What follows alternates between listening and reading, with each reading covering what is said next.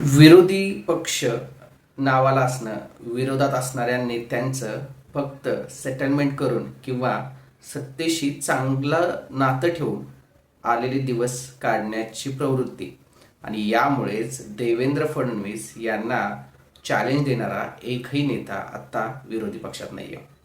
आत्ता जरी त्यांच्यावरती म्हणजे मुख्यमंत्री देवेंद्र फडणवीस यांच्यावरती मोठ्या प्रमाणावर टीका होत असेल तरीही त्यांच्या विरोधात उभा राहणारा नेता किंवा त्यांना निवडणुकीत एक चॅलेंज निर्माण करणारा नेता आत्ता सध्या विरोधात कुठेही नाही आहे. त्यामुळे विरोधकांकडून त्यांच्याबद्दल मोठ्या प्रमाणात जन आक्रोश उभा करून त्यांना हलवण्याचे किंवा त्यांच्याबद्दल मोठा आक्रोश जनतेमध्ये आहे असं दर्शवण्याची स्थिती आत्ता सध्या तरी नाही आहे. त्यामुळे भाजपाचं केंद्रीय नेतृत्व जनक्षोभ किंवा विरोधात असणारं वातावरण या बेसवरती देवेंद्र फडणवीस यांना बदलेल याचा काहीही चान्स नाही आहे. आता दुसरा मुद्दा राहिला की त्यांच्या इंटरनल म्हणजे भारतीय जनता पक्षातील नेत्यांचा असणारा विरोध. आता भारतीय जनता पक्षामधले जे नेते आहेत जे विरोध करू शकतात त्यांचे पंख ऑलरेडी देवेंद्र फडणवीस यांनी छाटलेले आहेत. तिथे असा एकही नेता नाही आहे की त्याची तेवढी ताकद असेल जेवढी आता देवेंद्र फडणवीस यांच्याकडे आहे किंवा जनमानसात त्यांची तेवढी व्हॅल्यू आहे, त्यांनी तेवढं प्रतिमा निर्माण केली आहे. कारण की देवेंद्र फडणवीस यांचे फॉलोअर्स तर आहेत, चांगल्या पद्धतीचे आहेत, ते त्यांचं समर्थन मोठ्या प्रमाणात करत आहेत. आता बाकीचे जे नेते आहेत त्यांना मर्यादित केल्यामुळं त्यांचे फॉलोअर्स त्यांना मुख्यमंत्रीपदाचा नेता म्हणून आता प्रोजेक्ट करायचं सुद्धा बंद करून ठेवलेत. त्यामुळे महाराष्ट्रातले लोकल नेते तरी जे भाजपाचे महाराष्ट्रातले लोकल नेते तेही देवेंद्र फडणवीस यांच्या विरोधात जातील किंवा ते विरोधात गेल्यामुळे त्यांच्या पदाला काही धोका होईल असे चिन्ह दिसत नाहीये.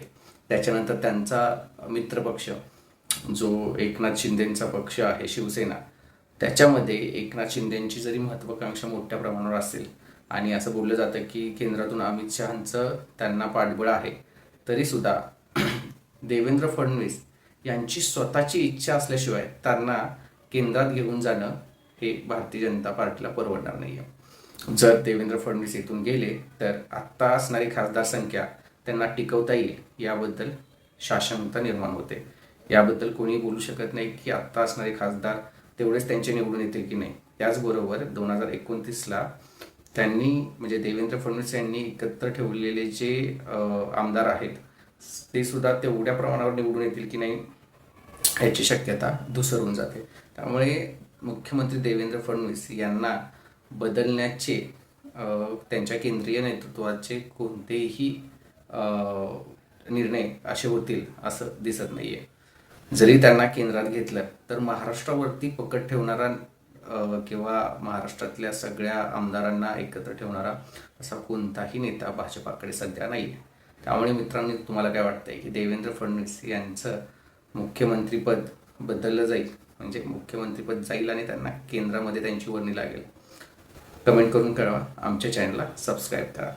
आता मूळ मुद्दा राहिला की अशा पद्धतीच्या बातम्या का पेरल्या जातात, तर याचं मेन कारण तुम्हाला सांगतो.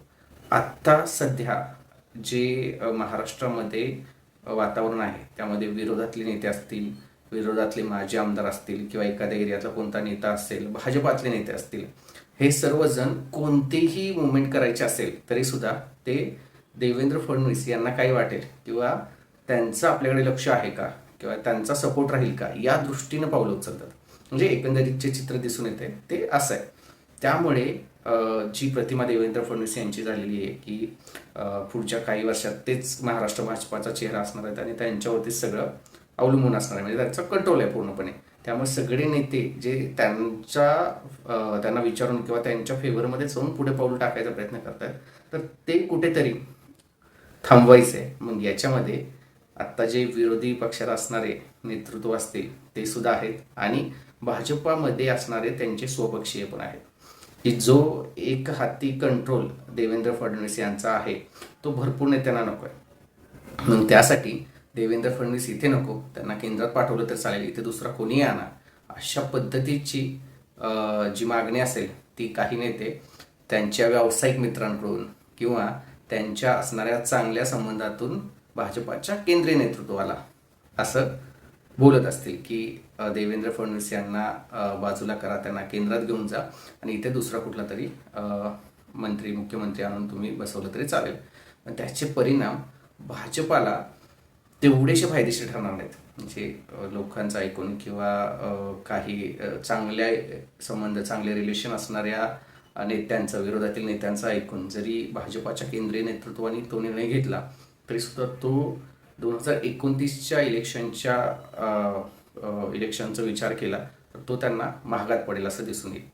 कारण देवेंद्र फडणवीस यांची प्रतिमा आत्ता जरी काही गोष्टींमुळे कमी होत असेल किंवा त्यांच्या काही भाषणानंतर विरोध वाढत असेल, त्यांना त्यांच्याबद्दल लिहिलं गेलं असेल, तरीसुद्धा काम करण्याच्या बाबतीत किंवा बाकी ज्या गोष्टी आहेत ज्याच्यामध्ये राज्य विकासाच्या दिशेनं घेऊन जाण्याचं चित्र निर्माण करण्याच्या बाबतीत ही काही लोकांच्या मनात त्यांची प्रतिमा चांगलीच आहे. आणि देवेंद्र फडणवीस जे आत्ता जे फोडाफोडीचं राजकारण करत आहेत ते महाराष्ट्राने याच्या आधी पण पाहिलं. म्हणजे याच्या आधी पण भरपूर काही नेत्यांनी, मोठ्या नेत्यांनी अशा पद्धतीचं राजकारण केलं आहे. त्यामुळे ते फोडाफोडी किती करतायत, काय करतायत याच्यापेक्षा ते किती चांगल्या पद्धतीने लोकांना दाखवू शकतात की आम्ही डेव्हलपमेंट करतो, यावरतीच त्यांचं भविष्य आहे. पण देवेंद्र फडणवीस जर महाराष्ट्रातून गेले तर जी अस्थिरता भाजपामध्ये निर्माण होईल ती भारतीय जनता पार्टीला 2029च्या इलेक्शनमध्ये महागात पडलं असं वाटतंय. मित्रांनो, कमेंट करा, लाईक करा आणि आमच्या चॅनलला सबस्क्राईब करा.